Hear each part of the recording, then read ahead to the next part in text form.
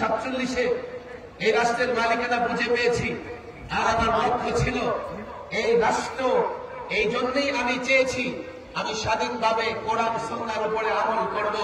বুঝবার চেষ্টা করেন, 71 গেছে আমি জালেমের বিরুদ্ধে লড়াই করেছি, 24 গেছে আমি আরেক জালেমের বিরুদ্ধে লড়াই করেছি, কিন্তু মূলত আমি মালিকানা পেয়েছি ইসলাম প্রতিষ্ঠা করব বলে, মূলত মালিকানা পেয়েছি এই ভূখণ্ডে কোরআন সুন্নাহ চলবে বলে। আমি তো বলি তাহলে যখনই রাষ্ট্র মেরামতের প্রশ্ন আসবে, যখনই রাষ্ট্র সংস্কারের প্রশ্ন আসবে, ডানপন্থী কোত্থেকে আসবে, বামপন্থী কোত্থেকে আসবে? আমি তো বলি আমি বাড়ির মালিক, দাঁড়িয়ে দাঁড়িয়ে তামাশা দেখছি। আমার বাড়ি মেরামত করতে হবে, আমার ঘর সংস্কার করতে হবে। রাইটিস্টরা বলে আমাদের ফর্মুলায় হবে, লেফটিস্টরা বলে আমাদের ফর্মুলায় হবে। আর আমরা যারা মুসলমান, আমরা যারা ভূখণ্ডের মালিক, আমরা দাঁড়িয়ে দাঁড়িয়ে তামাশা দেখছি।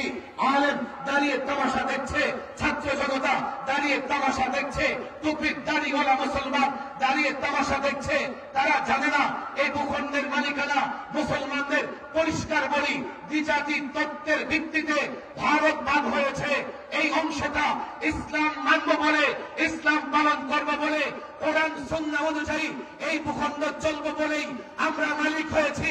আজকে 71 হোক, 90 হোক, 24 হোক, এই ভূখণ্ডে যখনই সংস্কারের প্রয়োজন হবে ইসলাম দিয়ে সংস্কার